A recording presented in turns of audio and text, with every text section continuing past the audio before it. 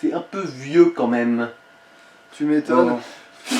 Je vais fourrer ça dans le port HDMI de la téloche. Enfin, on va voir si ça marche. Hein.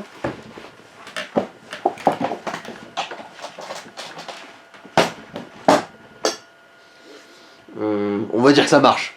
Ouais. Sauf qu'on peut pas choisir les...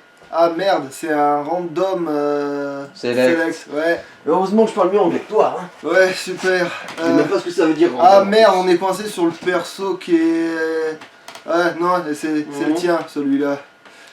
Moi je voulais prendre Ruby Ultra Kick. Bah justement, on est coincé sur celui-là, donc tu commences la partie. Mais je voulais aussi avoir le limier.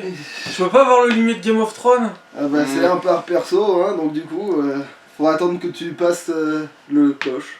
Et pour ceux qui n'ont pas compris, en fait, on fait référence à l'autre vidéo de l'autre Jumanji. Salouche. Salut à tous. Et ben donc, on va faire donc notre petite vidéo critique. Puisqu'il est grand temps, puisque le film est sorti déjà depuis plus d'un mois. Donc Jumanji The Next Level est réalisé par Jake Kasdan. Au casting on retrouve toujours les mêmes, donc on va dire les Pokémon de départ, les aventuriers de départ, alias Dwayne Johnson, Karen Gillan, Jack Black et Kevin Hart. On a aussi donc les anciens qui jouent les adolescents avant d'être transposés dans le jeu. Joués par Madison Iseman, Sir Darius Blay, Morgan Turner et Alex Wolff. On a les nouveaux, donc les deux nouveaux, Danny Glover et Danny DeVito, pour jouer on va dire les autres aventuriers. Et on retrouve aussi au casting Nick Jonas, qu'on avait vu dans le premier film, Awkwafina, la Ronaldinho aventurière, Colin Hanks, qui était aussi dans le premier volet, Rhys Darby pareil, et on retrouve le limier de Game of Thrones, alias Sandor Clegane, qui s'appelle en vrai Rory McCann, qui est un Irlandais d'ailleurs. Voilà. Donc on a tout le casting de ce nouveau Jumanji. Donc on va commencer directement par les mauvais points de ce film, et là je tiens à commencer. Et toi, plaise. Parce que le film s'appelle Jumanji Next Level, donc Jumanji niveau au-dessus. Et j'ai eu l'impression que dans le film, eh ben, le niveau était au-dessus, au vu de ce qu'il rencontre. Donc il rencontre des autruches, plein d'autruches dans le désert, les singes quand ils sont sur les ponts. Mais le niveau est au-dessus parce que, en fait, juste parce ils ont été remis dans le jeu avec leur... par exemple, comment il s'appelle déjà l'acteur qui s'appelle Alex Wolff. Alex Wolff, c'est Scott, je crois. Non, c'est... Ouais, bon, qui se transforme d'habitude en Dwayne Johnson, voilà. Je me souviens plus. Son grand-père donc est envoyé dans le jeu, et c'est parce que son grand-père est envoyé dans le jeu que le jeu devient plus compliqué, parce que son grand-père ne sait pas ce qu'est ce jeu. Il sait pas que le jeu est mortel. Donc ça leur permet de faire des conneries au début parce qu'ils connaissent pas le truc. Mais j'ai pas eu l'impression qu'à travers le niveau qui était censé être élevé, censé être à nouveau beaucoup plus dur que dans le premier, j'ai pas eu cette impression là parce que j'avais l'impression presque qu'ils s'amusaient avec le fait qu'ils avaient plus qu'une vie, alors que ça aurait dû être encore plus épique et dangereux, ça aurait dû apporter encore plus de tension d'en avoir qu'une de vie, parce qu'ils savent ce que c'est les conséquences. Ils les ont vues dans le premier film. Et malheureusement, on a plus l'impression qu'ils s'amusent à perdre leur vie parce que certains ne connaissent pas le jeu. Moi, c'est ça que j'ai vu dans le film. Quoi? Non, rien. C'est vrai que, en fait, leur vie, elle servait surtout de ressort comique, en fait, pour pouvoir les buter connement. Voilà. Je veux dire, dans le premier, on en avait une, c'était la première, et c'était avec Jack Black. Oui. Alors, pourquoi c'est toujours les Blacks qui meurent en premier? C'est triste.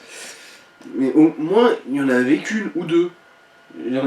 Parce que, en fait, quasiment toutes étaient juste d'un sort comique. Après, des fois, ils ont évité justement leur sort comique pour la mort, mais dans le sens où ils ont d'autres manières de le faire, mais comment expliquer c'est vrai que cette fois-ci, le fait que tout le monde n'ait plus qu'une vie, ça s'est pas vraiment ressenti comme... Un vrai danger.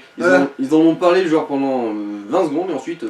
Surtout que dans le résumé du film, ils disent que certains ne reviendront pas de Jumanji. Alors j'aurais aimé vraiment quelque chose d'épique, qu'il y en ait un qui revienne vraiment pas.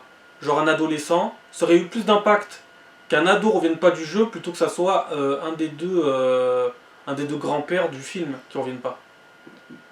Ou alors, vous faites que un des deux grands-pères du film ne revienne pas, mais aussi qu'un ado ne revient pas. Parce que ça n'a pas trop d'impact au final. Le niveau qui est censé être au-dessus, je le ressens pas dans le film. On avait l'impression qu'ils s'amusaient, alors que ils auraient dû, à la fin du film, il aurait dû avoir une grosse scène d'action où il y avait vraiment presque un sacrifice. Il fallait qu'il y ait un sacrifice pour moi. Alors on n'est pas dans un film très sérieux, ok, mais j'aurais aimé un sacrifice pour que ça donne vraiment du sens à ce nouveau titre en fait.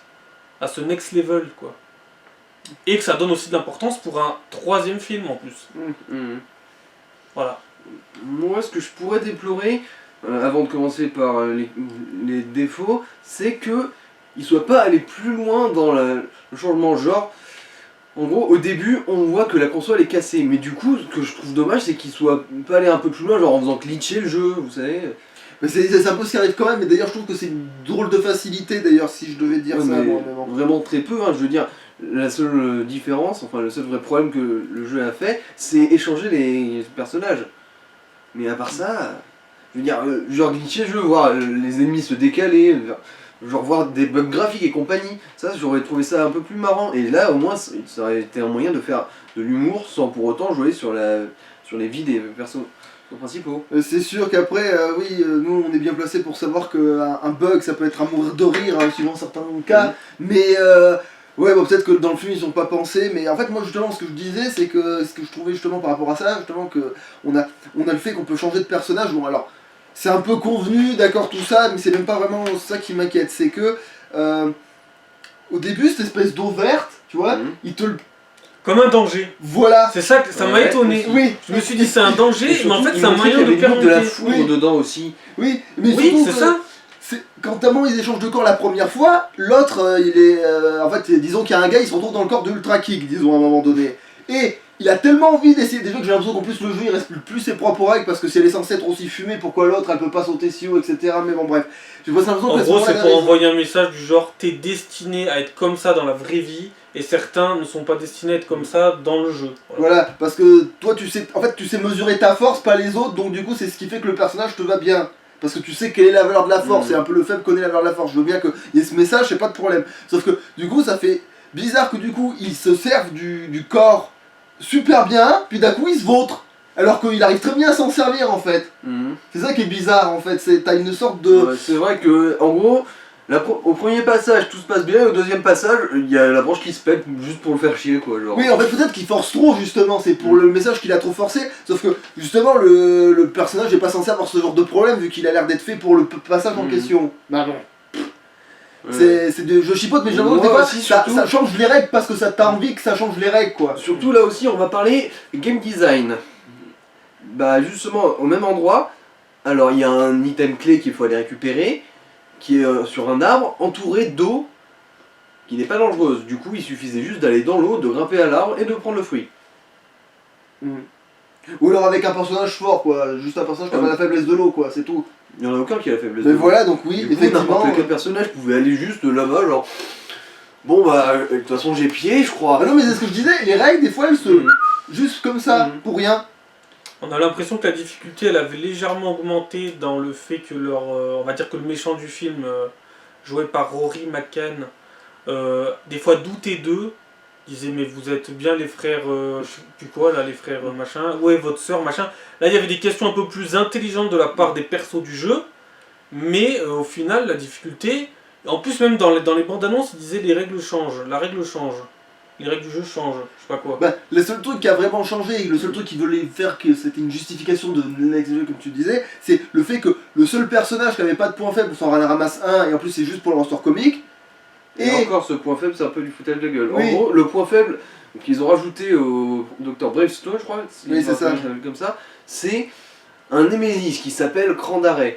Mais honnêtement, je pense que Bravestone est en fait plus sensible face au lance-roquettes que face au mec lui-même. Mais voilà. Ouais, bon après c'était drôle, mais après c'est sûr que Randare, le mec il apparaît qu'une fois juste pour faire un gag. voilà. Il aurait fallu que le mec soit vraiment un ennemi badass à affronter pour la fin du Oui, il film. a fallu que ce soit Genre, un par exemple, bras droit du méchant, tu voilà. vois, et qu'il fallait absolument l'affronter pour le passer à un sous-boss, mais que justement c'est le seul truc qui arrête Et vraiment en le parlant de boss, personnage. Quoi. quel genre de boss a comme point faible un fruit?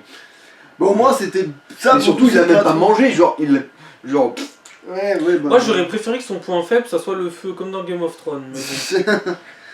Mais bon. Ouais, il y en a quelques... Voilà. Et puis aussi d'autres personnages Il y qui aura étaient peut-être déjà pas nuls, enfin qui étaient nuls, ont ramassé d'autres points faibles encore plus, disons. Mais bon. Bon, ça aussi, c'est. Vous foutez de ma gueule? Jack Black. Mais bon, Légende ça- parmi les légendes. Le mec, le ressort comique des deux films, c'est qu'il se plaint d'être Jack Black. Et c'est quand même drôle. J'ai enlevé ma Même s'il a casquette à la commencé. con pour mettre une chapka à la con. Voilà. Vous foutez de ma gueule? Genre, point faible, endurance, chaleur, sable. C'est génial, c'est pas comme si on était dans un putain de désert. D'ailleurs, oui, si normalement la logique aurait voulu qu'il explose comme le coup du gâteau d'ailleurs, mais bon, voilà, c'est ça que je dis aussi quand les règles changent. C'est que dans le premier, il y a le point faible du gâteau, il mord à peine dedans, il pète comme un ballon, et là, le gars il est dans le désert, fait chaud, fait tout ce qu'il y a pour non le détruire. Il devrait même pas survivre une seconde en touchant le. Et pourtant, il arrive à faire des fausses pompes et tout, il en meurt pas, ça lui fait pas perdre une vie. Et puis j'ai trouvé aussi que l'humour fonctionnait toujours très bien. Elle était légèrement moins tranchante que dans le premier et il y avait aussi moins d'humour. Après, le problème, c'était moins frappant. c'est le problème des thématiques qui se rencontrent. C'est-à-dire que quand tu reparles des mêmes thématiques et que tu rebondis sur exactement ce que tu avais fait dans le 1, bah ça a moins d'impact obligatoirement d'avance. Donc du coup, je pense qu'ils ont même pas essayé de se Et fouler. pourtant les trucs qui ont été réutilisés ont marché toujours. Hein. Ouais, bizarrement, ouais. Et pourtant, ils se sont dit, on n'a pas besoin de se fouler parce que de toute façon, les gens vont dire que ce sera plus faible. Mais bon. Ouais. Après, moi aussi, il y avait un petit problème que j'avais au début, c'était le personnage du grand-père. Bordel de merde, comment un mec qui cherche la merde a absolument tout ce qu'il vit, vit à cet âge. Je veux dire, le mec, il croise une autruche, il est prêt à lui casser la gueule. Bordel de merde. Et j'ai beaucoup aimé quand il a mis une tarte à l'autruche qui avait parti 100 mètres plus loin. Ça c'était bien. Non mais, sérieusement, ça existe ce genre de mec ultra violent? Parce que le mec, en gros, il voit quelqu'un, il dit Eh toi, va te faire mettre. Oui, Hein, mais- quoi, tu me réponds Oui, mais c'est parce qu'aussi, le gars, dans sa jeunesse, il devait être mal. Ouais. Comme il est pas. Mhm. Tu vois que le mec, même quand il était jeune, justement, il devait être pas. Mhm. Il était court de pied, de taille et tout, donc il a dû se faire largement emmerder dans sa vie là. Il voit qu'il est dans un putain de gold ultra musclé, évidemment que ça va lui En montrer fait- le marron. C'est normal que ça te monte au marron parce que quand t'es destiné à être toute ta vie le pingouin et que tu deviens The Rock, là t'as envie de frapper Oui. quand même, t'as envie d'essayer. Oui, c'est comme quand oui, tu te retrouves 10 secondes dans le corps de Peut-être, Batman mais alors que t'es le tout ça- pingouin, évidemment que tu te la pètes, ou dans le corps de Ben, évidemment que tu vas te déconner avec. Peut-être, mais je trouve ça quand même un tout petit peu exagéré. Genre, on lui dit monte la corde et en gros, à chaque fois qu'il y a quelqu'un qui passe, il dit Eh toi, casse-toi. Et comme c'est des PNJ, ils répondent, et comme il a pas le bon type de paix, évidemment ça fout la merde. Bah, c'est le seul truc d'ailleurs où ça respecte que ce soit presque dans un jeu quoi. C'est que les PNJ ont pas la bonne réaction et du coup le gars il perd patience et voilà. Mais Puis j'ai eu un peu de mal, alors je la trouve pas mauvaise dans son jeu, mais elle était mauvaise quand elle jouait le deuxième rôle. C'est Aquafina Aquafina, ouais. La Ronaldinho de Jumanji. Je l'ai pas trouvé terrible quand elle jouait le deuxième personnage. et moi je trouvais que c'était l'inverse moi tiens. Je Ouais, disais qu'elle c'est jouait. bizarre. Je trouvais qu'elle Moi, jouait vu mieux que le j'ai grand-père quasiment aucun goût pour ce qui est que. du jeu d'acteur, j'ai pas vraiment c'est- jugé, c'est- c'est juste que j'aime pas trop sa C'est tête. c'est bizarrement en fait on a le défaut inversé nous parce que c'est ça en fait moi Ça dépend des goûts. je trouve aussi qu'elle a pas J'aime spécialement pas sa bien joué tête mais aussi. avant. Moi le problème c'est que quand j'aime pas la tête d'un acteur ou d'une actrice, j'ai du mal. Bien que je peux voir le talent, mais là, et puis comme je l'ai jamais vu en fait, voilà. Comme je l'ai jamais vu dans un autre truc, je peux pas comparer. Mm. Alors on a fait le tour des mauvais points. Oui, je crois. Ouais grosso merdo ouais. On a même débordé sur des bons points donc oui je pense qu'on a fait le tour. Bon bah c'est parti pour les bons points de Jumanji. Alors, bon, je commence. Alors, c'était relativement fun, disons, oui, ça va, c'est fun quand même. Hein, on retrouve quand même, ça va, c'est une bonne suite hein, quand même, hein, on va pas se mentir. Ça va, c'est. En fait à c'est la une hauteur. suite qui ne surpasse pas la première mais qui reste au même niveau que la première. C'est mieux que plein d'autres. Hein. J'aurais aimé qu'elle surpasse, mais c'est déjà bien d'égaler le premier opus que de faire de la merde. Ouais, voilà, je suis sûr, hein, je veux dire, d'autres l'ont pas fait, donc voilà. Mm. Alors, oui, bon, alors sinon, oui, l'humour dans l'ensemble peut quand même passer. Il y a des bonnes références quand même, hein, on va pas non plus chipoter sur tout. Après oui, bon alors même si on déplorait qu'il n'y ait pas de glitch machin, on est quand même content que justement ce soit pas non plus un joyeux bordel. C'est quand même, c'est resté sobre Oui, ça va, quand même dans... au moins ça tenait la route. Oui voilà, Ouais. c'est pas non plus devenu complètement le bordel sous prétexte que le truc était pété. Donc ça va, ils ont réussi à maintenir une certaine de cohésion. Alors, ensuite, qu'est-ce que je pourrais dire d'autre? Bah, j'aime beaucoup le changement de décor, le fait qu'on passe d'un désert à une jungle, à une montagne enneigée. Moi, ça me plaît beaucoup qu'on varie un peu. C'est d'ailleurs, là je me fais penser, c'est d'ailleurs dans ça, c'est d'ailleurs que dans ça quasiment qu'on peut voir que le niveau augmente. C'est parce qu'il passe d'un paysage plus compliqué à un autre paysage encore plus compliqué. Mais pour moi c'est à peu près tout. Voilà. Après tu peux continuer. Je veux dire, dans le premier, c'était majoritairement de la jungle, c'est pas vraiment un problème, mais un peu de variété augmente quand même grandement le côté aventure de ce genre de jeu. Et au moins ça respecte les clichés de jeux vidéo, genre t'as un désert à côté d'une montagne enneigée, à côté d'un volcan, donc Ouais. voilà, ça respecte le côté que tu fais 4 mètres et c'est bon, t'es déjà dans l'Arctique. Genre, Quoi. oh zut, on a fait une transition Bah, de... surtout dans un jeu rétro en plus. Oui, c'est ça, oui, évidemment, oui. Genre Link qui fait 3 peurs du vide. Là, ça y est, il est dans le désert. Voilà, donc oui. Bon, de toute façon, aussi, t'as le côté, j'aime bien qu'ils aient pas non plus posé des millions de fusils de Chekhov, dans le sens où... Oui, il y en a qu'un et c'était scripté, mais exactement comme dans un jeu. Oui, voilà, normal. Mais même, tu vois, des fois, les personnages, ils rajoutent des faiblesses et tout. Alors, autant, à chaque fois, là, le nouveau truc de la maman du personnage... Ruby Ultra Kick. Non, merde. C'est parce que j'ai bouffé son... Celui qui est joué par Jack Black. Sheldon Oberon. Bon, ouais, voilà. Et ben, à un moment donné, il a dans sa liste de nouvelles compétences positives cette fois-ci, hein, par rapport à un plan, mais de la Géométrie. Voilà, géométrie. Et ça sert pour le truc des. Alors, c'est original sans l'aide, mais du coup, c'était quand même un fusil de. C'était prévu, quoi. Je veux dire, ça, Un petit peu, ouais. on allait aller vers Mais ça. après, c'est cohérent qu'on rajoute des skills à un personnage pour qu'elle lui soit utile. Mais derrière ça, ils font en sorte que le gars qui a le sac, qui sort des objets, Oui, il mouse. sort pas des nunchaku. Il sort une sono qui fait danser. Ça c'est bien ça. Ça, c'est plus. Ça c'était bien. Merci Parce d'avoir que Ruby sorti Ultra ça. Kick, justement, elle reçoit une skill de compétence de Nunchaku, et plutôt que de le recevoir juste de mouse, Bateau. elle le drop Ouais. sur un ennemi. Oui. Et ça c'était bien d'avoir sorti ça pour créer encore à nouveau la danse combat. Ça c'était cool. Ça c'était cool et puis on pouvait admirer, moi j'attendais que ça, d'admirer les courbes de Karen Gillan. Parce que l'avoir en Nebula dans Marvel, j'ai du mal, alors que là l'avoir comme ça, je l'aime mieux comme ça, vous voyez. Je la préfère quand même. Puis aussi, t'as le côté qu'il y a même un personnage, on voit jamais sa liste. Ah oui, le pilote. Ouais, voilà, on voit pas du tout sa liste, du coup, c'est drôle, il lui a rajouté un point faible, on le saura jamais, tu vois. Peut-être dans le 3. Ouais, voilà. Ouais. Et encore une fois, bah, l'humour, il est vraiment sympa. Parfois un peu lourd, mais moi j'adore ça. Oui, c'est Genre, vrai qu'il y a beaucoup de la taille de ta bite et à un tout ça. moment, il y a mais, deux personnages qui les se trucs font qui passer marchent. pour des frères méchants, et ils font tout un discours sur le fait que l'un des deux est censé être nuque. Genre, j'ai toujours mes testicules intacts. Oui, dans nos cœurs. Après, bon, c'est vraiment tellement con. moi, comme d'habitude, les qualités d'un film, c'est une bonne durée. Ils ont pris les mêmes acteurs, donc il n'y a pas eu genre un acteur qui a disparu pour le remplacer par un autre. Ça, je déteste. Et ça, Même c'est pour très celui bien. du tutoriel. Oui, Enfin, en plus, oui. C'est Rhys Nigel, Darby. je crois qu'il s'appelle. L'acteur, c'est Rhys Darby qui interprète Nigel.